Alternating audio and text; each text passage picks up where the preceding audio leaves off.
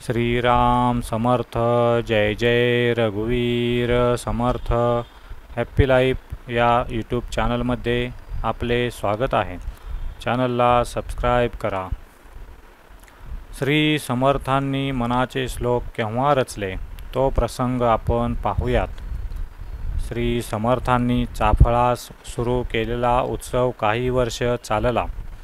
उत्सव लघुशरीर होता तोपर्यंत तो धान्य भिक्षेवर पार पडे.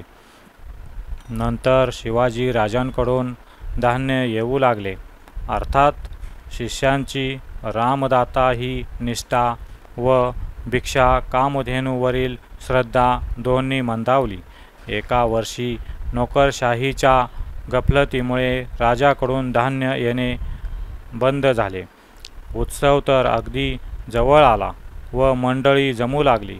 उत्सव कसा पार पडणार, एवढ्या मंडळींना खायला काय घालायचे या चिंतेने शिष्य मंडळी श्री समर्थांभोवती गोळा झाली.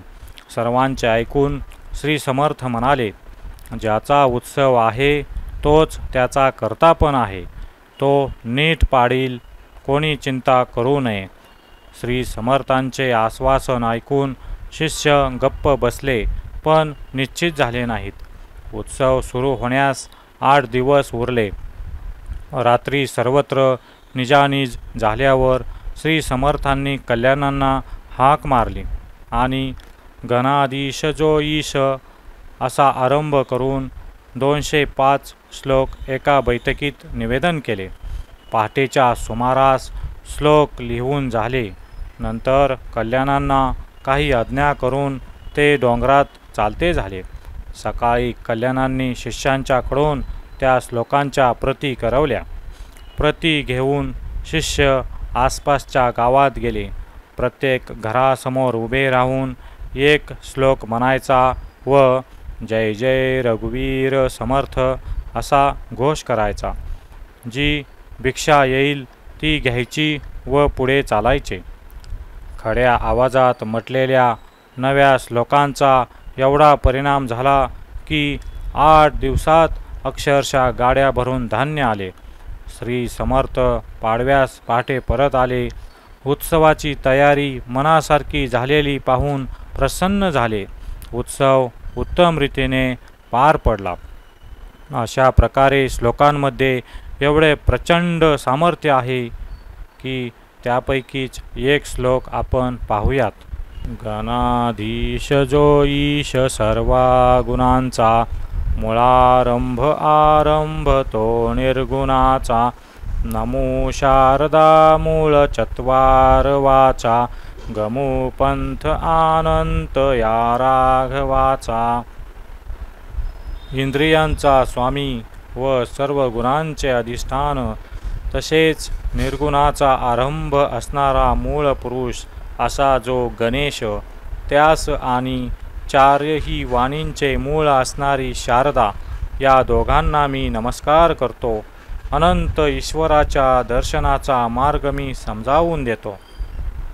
श्री समर्थांनी केलेले हे मंगलाचरण आहे. त्यात ज्ञानस्वरूप ईश्वरास आणि शक्तिस्वरूप शारदेस वंदन केले. ईश्वर स्वरूपाचा अनुभव 3 पातळींवर येतो. मन व इंद्रिय यांचा प्रेरक हृदयस्थ आत्मा हा पहिला अनुभव. विश्वभर पसरलेल्या त्रिगुणांच्या विस्ताराला जिवंत ठेवणारा विश्वात्मा हा दुसरा अनुभव. अनंत विश्वे निर्माण करण्याचे सामर्थ्य व स्वातंत्र्य असून हेच विश्व निर्माण करण्याचा मूळ संकल्प करणारा मूळ पुरुष अथवा सच्चिदानंद स्वरूप ईश्वर हा तिसरा अनुभव. त्याच्या पुढे निर्गुणाचे क्षेत्र आरंभते. तेथे अनुभवाची भाषा संपते. ईश्वराची अंगे 2 आहेत, ज्ञान आणि सामर्थ्य. सामर्थ्य शक्तिमय असते. परा, पच्छंती, मध्यमा व वैखरी या 4 वाणींच्या रूपाने माणसात ते प्रगटते. ग्रंथकाराला ग्रंथ रचनेसाठी दोन्ही अंगांची आवश्यकता असते. ओंकार रूपाने सर्वाघटी व्यापून राहणारी शारदा सर्व मानवी कर्तृत्वाचे मूळ आहे. तिचा हात धरून माणूस अर्थमय जगतात प्रवेश करतो आणि तिच्याच प्रेरणेने तेथून निर्गुणाची ओळखण करण्याइतका अनुभव संपन्न होऊ शकतो. श्री समर्थांचा अनंत राघव म्हणजे सत्यम ज्ञानम अनंतरम ब्रह्म सगुण निर्गुण परमात्मा. मानवी जीवनामधील प्रवास व त्याचे पंथ पुष्कळ आहेत, परंतु इंद्रियांपासून सुरू होणारा आणि हृदयस्थ आत्म्यापाशी संपणारा आतील प्रवास सर्वात अधिक लांबचा आहे. सो संवेद्य व आनंदमय अंतरात्म्यापर्यंत हमखास पोचवणारा मार्ग श्री समर्थ येथे स्वानुभवाच्या आधाराने सांगत आहेत.